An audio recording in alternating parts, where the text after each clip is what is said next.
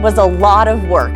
We knew she was recommended to come here to be a breeding match with our male Macan, and the work we did with her started years before we ever even thought about a baby being possible.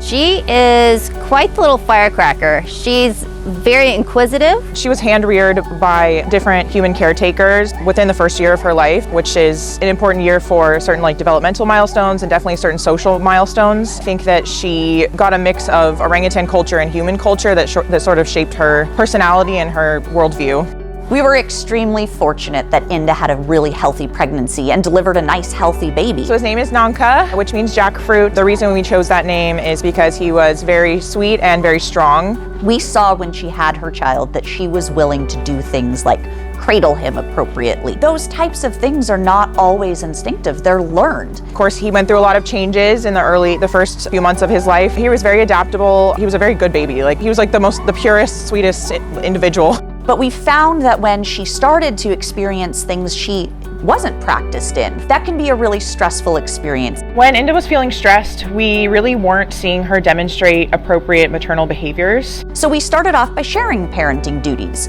We would provide bottles, we would care for the infant, and we would model all of this for Inda. A staff member's wife had just given birth to a couple of twin newborns, and she brought them in to demonstrate nursing in person for Inda to observe. Even though she was interested, still the dots were not being connected for her. It quickly became clear that Inda simply would not be able to parent this baby, so we decided to seek a foster orangutan. We were given so many resources, and it was such a relief for us to know we had a place for this infant to go. If we exhausted every option, did everything we had in our power to do, there was always a fail-safe. There were other people willing to step in, take on this huge commitment, and there were animals out there who would welcome an infant that wasn't theirs and make sure Nangka had the best possible life. The other thing we wanted to make sure is we have a backup plan.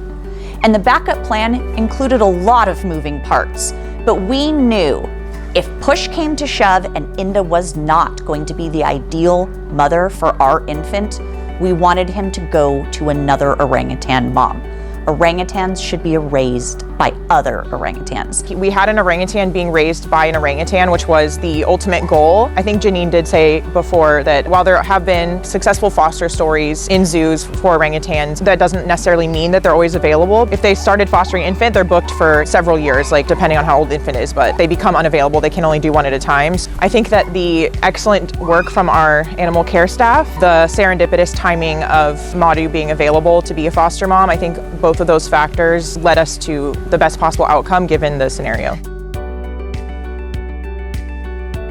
So we ended up fostering the baby at Zoo Atlanta with Madu, who is a well-known foster mom. Madu is not a spring chicken anymore, but she is able to care for one last baby.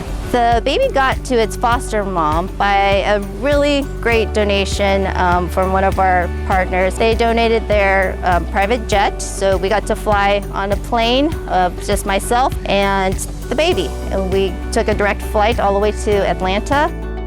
How could you not fall in love with him? He was adorable, he was very sweet. He had everyone's heart. It was rough to have him go away, but also bittersweet though, because we were very happy for this outcome. We wanted to see him thrive, and he is, and he was, and it was really tough. There were a lot of tears shed, but some sad tears and some happy tears because he's doing super well over at Zoo Atlanta.